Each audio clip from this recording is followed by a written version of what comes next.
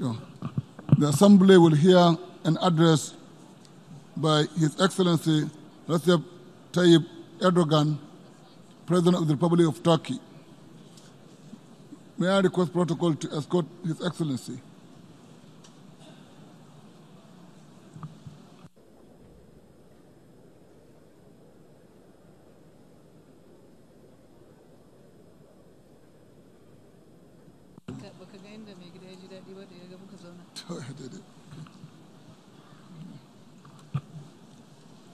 On behalf of the General Assembly, I have the honor to welcome to the United Nations His Excellency Recep Tayyip Erdoğan, President of the Republic of Turkey, and to invite him to address the Assembly. Mr. President.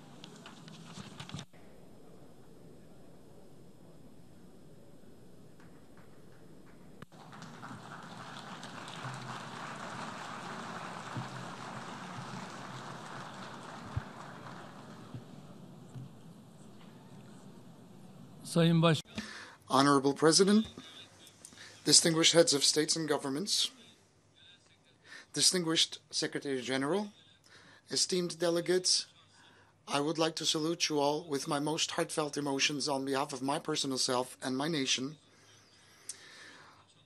I would like to thank Ms. Espinosa for her successful work over the past year.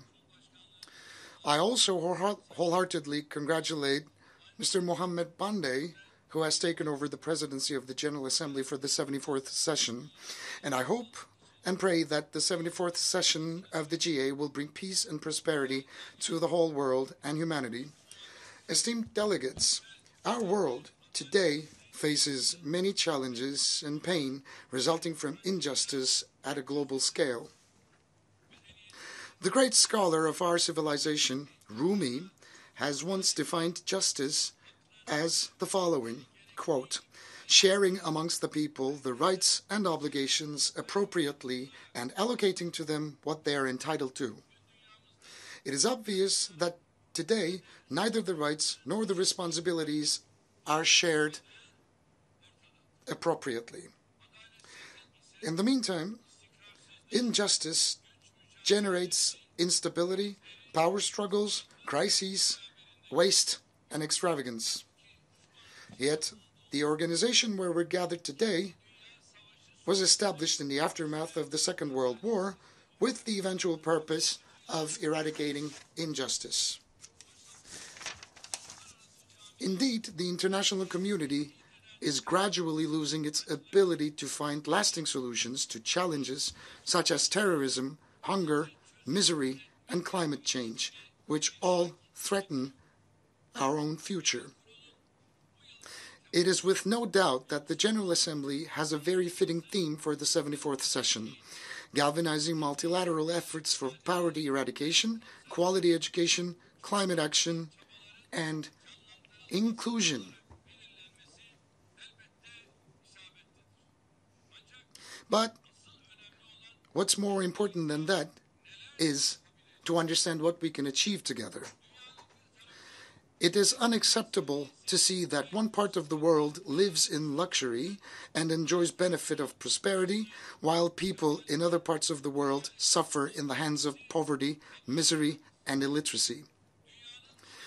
It is painful to see that a fortunate minority in the world are discussing issues such as digital technology, robotics, artificial intelligence, and obesity, whereas more than 2 billion people live under the poverty line and 1 billion people suffer from hunger. We cannot turn our back to the reality that if all of us are not safe, none of us will be safe.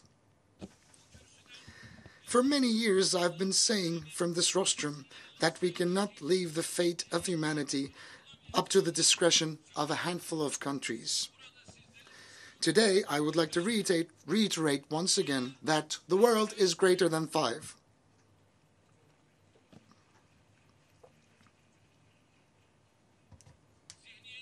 It is nighttime that we change our current mentality, our institutions, organizations, and rules.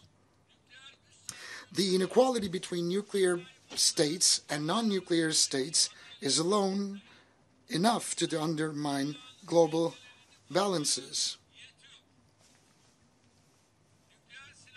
It bothers us, like anyone else, that the weapons of mass destruction are used as leverage in every crisis instead of their total elimination.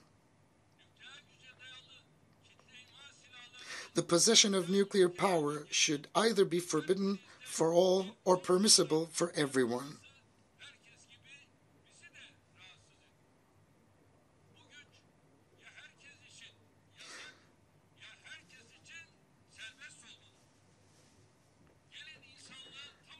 For the sake of a peaceful future for all humanity, let us solve this problem as soon as possible on the basis of justice. At a time when 13 people lose their lives due to air pollution every minute and where global warming threatens our own future, we cannot remain indifferent in the face of such challenges. First and foremost, we need to strengthen the United Nations' potential and efficiency. In particular, we should carry out at once the much-needed fundamental reforms in line with the principles of justice and equality within the Security Council. With a proactive and a humane foreign policy, Turkey embraces the rest of the world and strives to find justice-based solutions to our problems. It is not without a reason that Turkey has earned the titles of the most generous country in terms of humanitarian aid, as well as the country hosting the largest displaced persons in the world.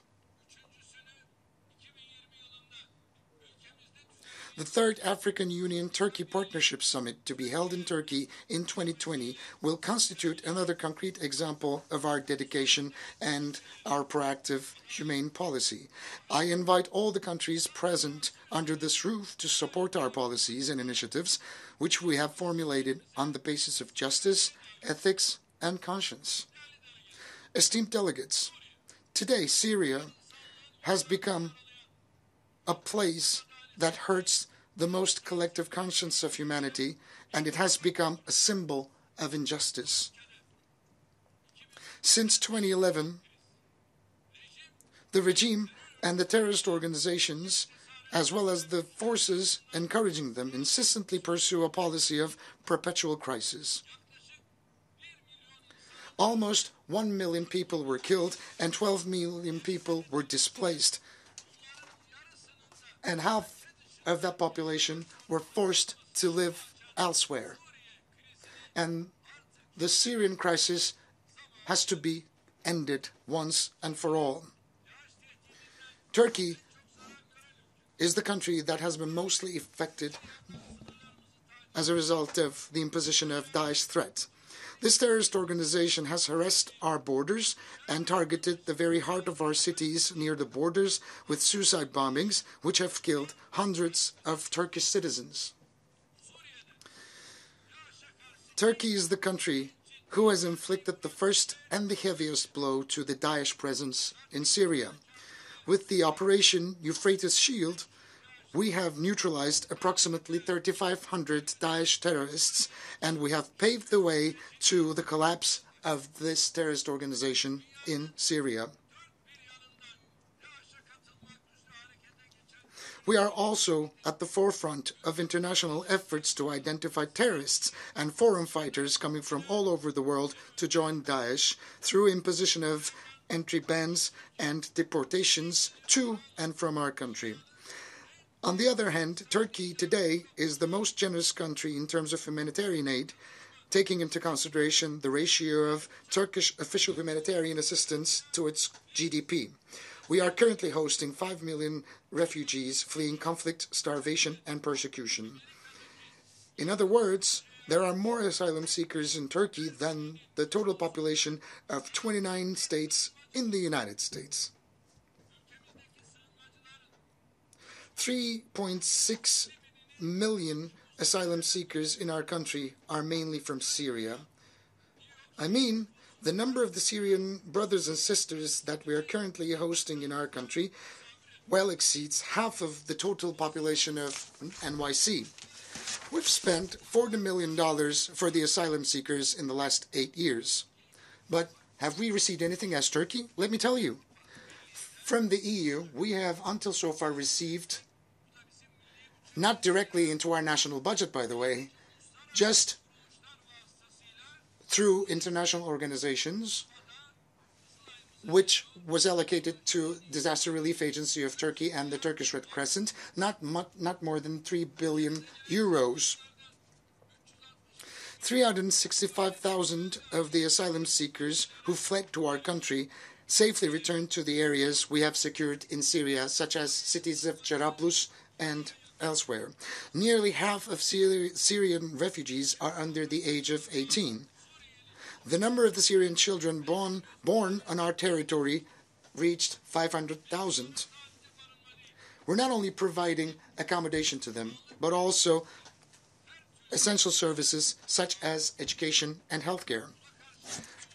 Unfortunately, the world and the international community is too quick to forget the survival journey that they have embarked upon, ending in the dark waters of the Mediterranean Sea or against the security fences stretching along the borders that they're trying to flee. As you can see, this is the picture of baby Aylan that was beached, which was a long time ago, and it's been forgotten already. No, never forget that this can happen to you, because baby Aylans, there are many baby Aylans. There are thousands of millions of baby Aylans that we need to take measures for. This is a responsibility that we have to rise up to. Only within the first 8 months of this year, we have received 32,000 irregular migrants and saved them from drowning at sea. Also, during the first 8 months of this year, we have spent 58,000 irregular migrants back to their countries, excluding Syrians. And with those fleeing from other parts of the world, Turkey currently hosts 5 million oppressed and victimized people on its soil. Unfortunately, we were left alone in our selfless sacrifice towards asylum seekers. In Syria, there has been no genuine return to the regions controlled by the regime and the terrorist organizations such as PKK, YPG, and Daesh. The parts liberated and secured by Turkey are the only places that the Syrians could have returned to. Today, we face 3 important issues that we need to handle while we're trying to settle the humanitarian crisis in Syria. Number 1, the territorial integrity and the political unity of Syria. And in order for that to be possible, the Constitutional Committee is a very critical element, and it has to be operational in a very effective manner. The beginning of last week, we got together along with my Iranian and Russian counterparts in Ankara, and as a result of the Russian summit memorandum, we've managed to accomplish a significant majority of our targets. When we reach a permanent political solution in Syria, the territorial integrity will be restored once again. And the second important issue is the following. We need to do everything that is possible in order to prevent a possible massacre in the city of Idlib and an immigration influx consisting of 4 million individuals from Idlib. The agreement, the memorandum we reached with Russia in Sochi, still remains valid despite some setbacks.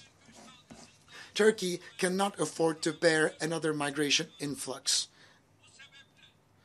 That's why we expect all countries around the world to support Turkey's efforts to ensure security and stability in Idlib. Thirdly,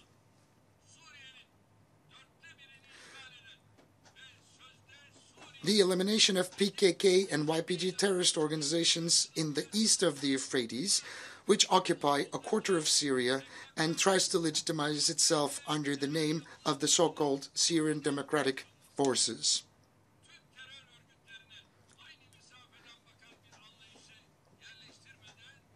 We will not be able to find a permanent solution to the Syrian conflict if we fail to handle all the terrorist organizations with the same perspective.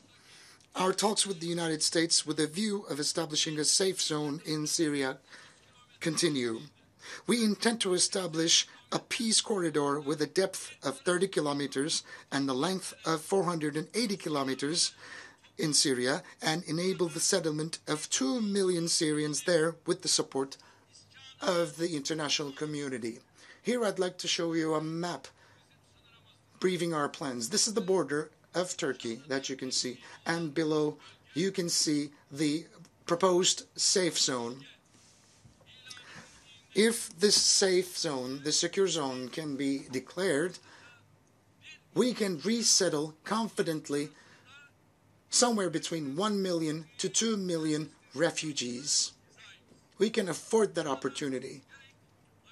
Whether the United States or the coalition forces, Russia, Iran, we can all together walk shoulder to shoulder, hand in hand.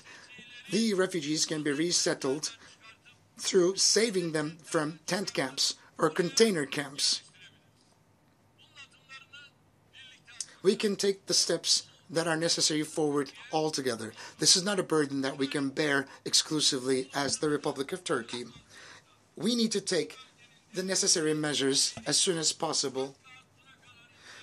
If we could extend the depth of this region until Deir ez-Zor, Raqqa line, we can increase the number of Syrians up to 3 million who will return from Turkey, Europe, and other parts of the world to their motherland. We are very much resolute in the realizing of this program, and we are involved in the necessary preparations. We also lead a process for an international conference to be held with the participation of Lebanon, Iraq, and Jordan. We likewise attach a great significance to the prospective success of the Global Refugee Forum to be held in Geneva in December, co-chaired by Turkey. We are of the opinion that a donor conference can be organized under the leadership of the United Nations to support returns to safe areas. There is global need for effective implementation of the Global Compact for Migration and the Global Compact on Refugees adopted last year at the United Nations. If we succeed to establish an environment, a landscape of trust and stability on the basis of the principles of legitimacy and justice in Syria, we will also help neighboring Iraq relieve itself from her troubles related to both Daesh and PKK presence. I launch an appeal to the entire UN family from this hall to take initiatives as well as to support our ongoing efforts to stop the humanitarian crisis in Syria. Esteemed delegates, the Mediterranean basin, in addition to the tragedies triggered by the Syrian crisis, such as illegal migration, faces further problems due to developments in the Eastern Mediterranean. Despite negotiations of more than 5 decades, the Cyprus question has not yet been resolved due to the uncompromising position of the Greek Cypriots. The Greek Cypriot side pursues an inequitable and an unjust policy of imposition that refuses to share the political power and prosperity with the Turkish Cypriots. Turkey is the international treaty-based guarantor of the Turkish Cypriot people, with whom it has deep historical and cultural bonds. Similarly, Greece is a guarantor, and the UK is a guarantor. It is clear that those who claim to solve the Cyprus problem under the condition of zero security, zero guarantee, have ill intentions from the onset. As Turkey, we will continue our efforts until a solution that would guarantee the security and the preservation of the rights of the Turkish Cypriots is found. We believe that the energy resources in the Eastern Mediterranean constitute an important opportunity for cooperation if we all adopt a win-win approach. But unfortunately, despite our reasonable approach, some countries of the region, through unilateral steps, are trying to turn the issue of energy resources into a scope of conflict. In the Eastern Mediterranean, we are determined to protect the legitimate rights and interests of both Turkey and the Turkish Cypriots until the very end. We will continue to be open-minded about proposals based on cooperation and equitable sharing. Another critical area of the Mediterranean is Libya, and we endeavor to ensure security and stability in the country through the establishment of a democratic administration based on the free will of people. The political and economic empowerment of Libya will be providing a relief for both North Africa and Europe. The solution in this country can be explored by only respecting the choices and the free will of the Libyan people. Interventions in Yemen and Qatar have had serious consequences from a both humanitarian and economic point of view. We should all seek an immediate settlement of the disputes in the region that re-emerged due to the attacks on oil production facilities. Journalist Jamal Khashoggi, who was brutally slaughtered last year,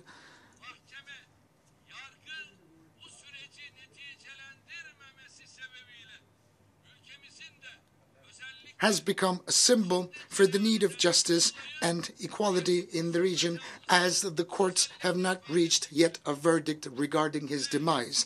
And we will keep on following up the developments there, as we are so much committed to this case. And Egypt's first democratically elected president, Mohamed Morsi, who lost his life in a courtroom in a suspicious way, is another issue that we're heavily invested in, and his family was not allowed to bury him properly. It's a bleeding wound in our hearts.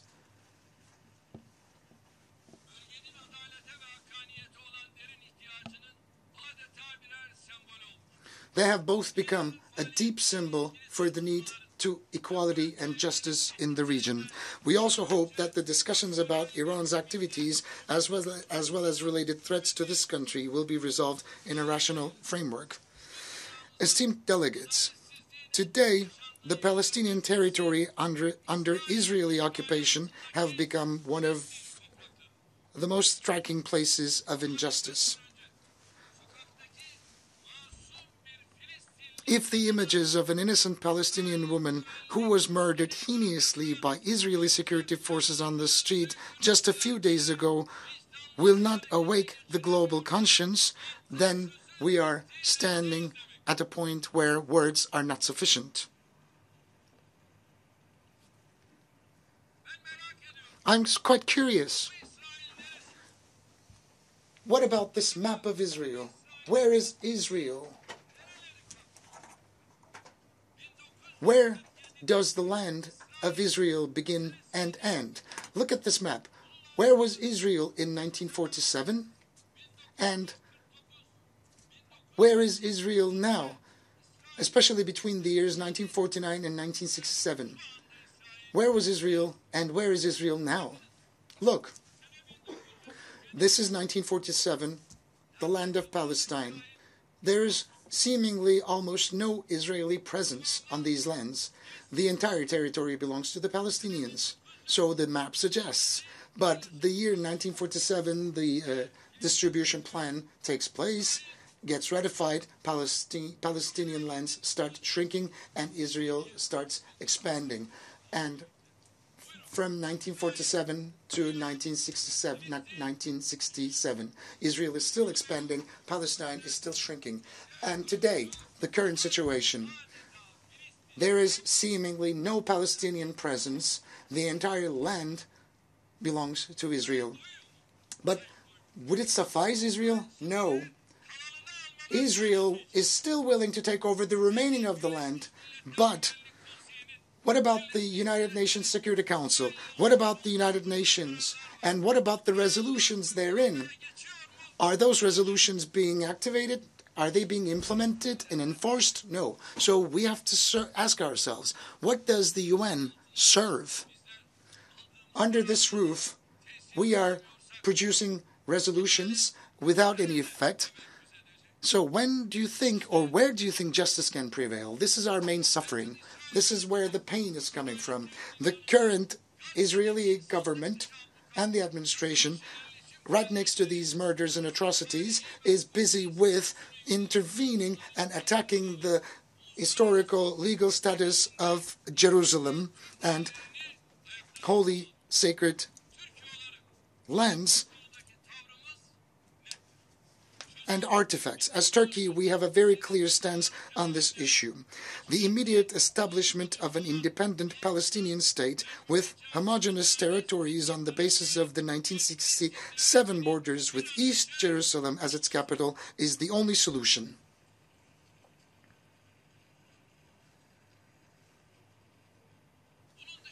Any other peace plan other than this will never have a chance of being fair, just, and it will never be implemented. Now, I'm asking from the rostrum of the United Nations General Assembly, where are the borders of the State of Israel? Is it the 1947 borders? The 1967 borders?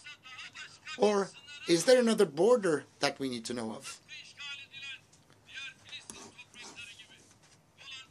How can the Golan Heights and the West Bank settlements be seized, just like other occupied Palestinian territories, before the eyes of the world, if they still are not within the official borders of this state? Is the aim of the initiative promoted as the deal of the century to entirely eliminate the presence of the state and the people of Palestine? Do you want another bloodshed? All actors of the international community, in particular the UN, should provide concrete support to the Palestinian people beyond more promises. In this regard, it's very important for the United Nations Relief and Works Agency for Palestinian refugees in the Near East to continue its activities effectively. Turkey will continue to stand by the oppressed people of Palestine as she has always done.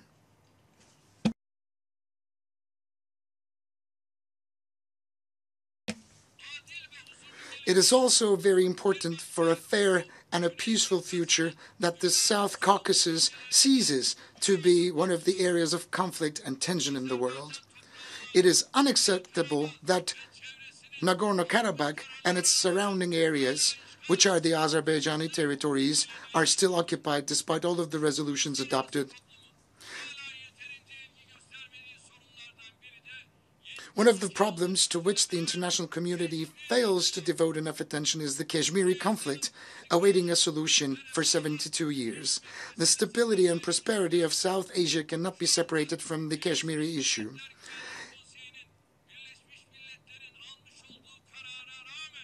Despite the resolutions adopted by the United Nations Security Council, Kashmir is still besieged and 8 million people are still stuck in Kashmir. They cannot get out.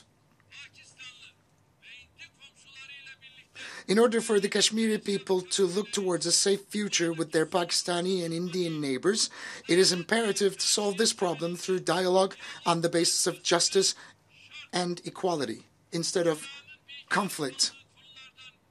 Another issue that the world seems to remain indifferent is the humanitarian tragedy Rohingya Muslims are currently facing.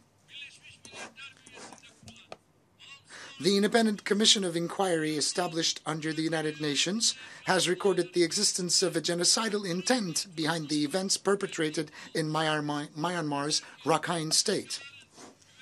Turkey will continue to carry out its initiatives and endeavors to ensure the security and fundamental rights of the Rohingyas, as well as the humanitarian relief activities we have undertaken since the first day. The invasions, the conflicts, and terrorist activities that continued in an uninterrupted fashion for almost 4 decades in Afghanistan have led to significant challenges at a global level. It is now time for peace and security to be restored. This is up to us to assume responsibility and take up action. Esteemed delegates, today one of the biggest threats to global peace and stability is the skyrocketing racist, xenophobic, discriminatory, and anti-Islamic rhetoric. Muslims are ranking number 1 whose who are the subjects of hate speech, discrimination, and defamation against their sacred values. The most striking example is the terrorist attack that took place last March in Christchurch in New Zealand.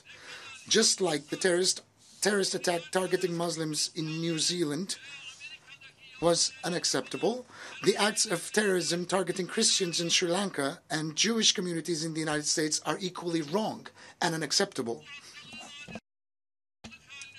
We are responsible for turning this disease into a raging insanity. The populist politicians seeking to garner votes by provoking these tendencies, as well as the communities normalizing hate speech under the pretext of freedom of expression, are in the leading spots, and they are the ones to blame. The prejudice, the ignorance and bigotry, as well as the attempts of marginalization towards the migrants, particularly the Muslims, pave the way for the rising of these morbid tendencies. This scourge can only be defeated by common will and efforts. It is our fundamental duty as statesmen and stateswomen to adopt an inclusive and tolerant public rhetoric to eradicate this foe once and for all. The Honorable Secretary General of the UN has recently introduced an action plan for safeguarding religious sites. It's a UN initiative in the establishment of which Turkey has shown political leadership as a part of Alliance of Civilizations. We hope that this action plan will help raise awareness on this issue, and I hereby request the designation of March the 15th by the United Nations as the day when the Christchurch attack was carried out to become the International Day for Solidarity Against Islamophobia.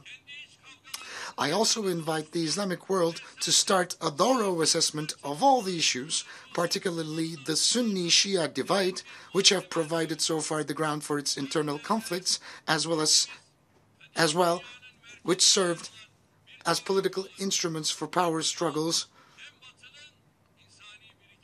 and settle the disputes once and for all.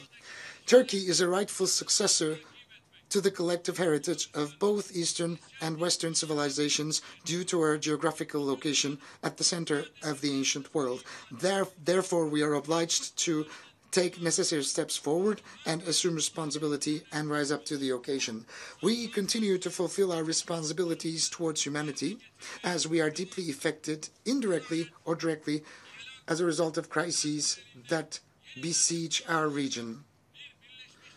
A United Nations, and in particular a Security Council reformed on the basis of justice, moral values and conscience, will provide hope and aspiration to humanity once again. Turkey stands ready to support all of the endeavors and initiatives in that regard.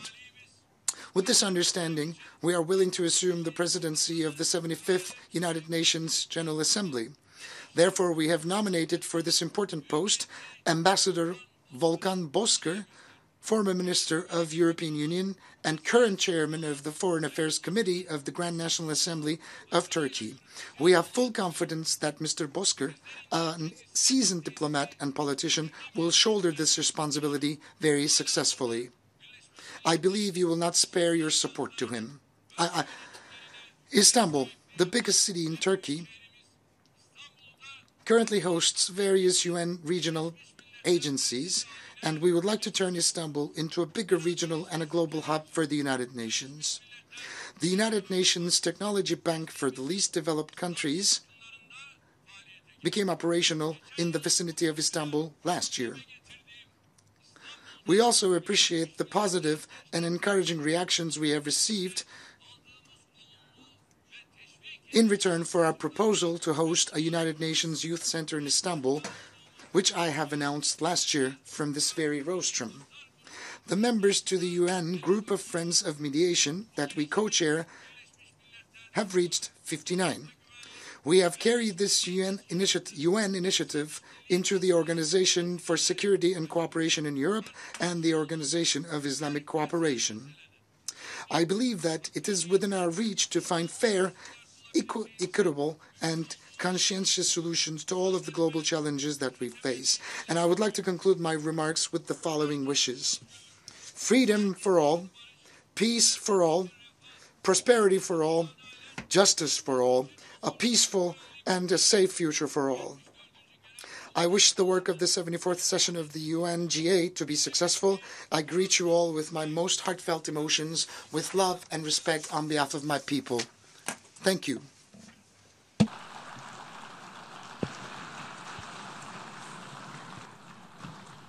On behalf of the General Assembly, I wish to thank President of the Republic of Turkey, His Excellency Recep Tayyip Erdoğan, for the statement just made. May I request representatives to remain seated while we greet the President.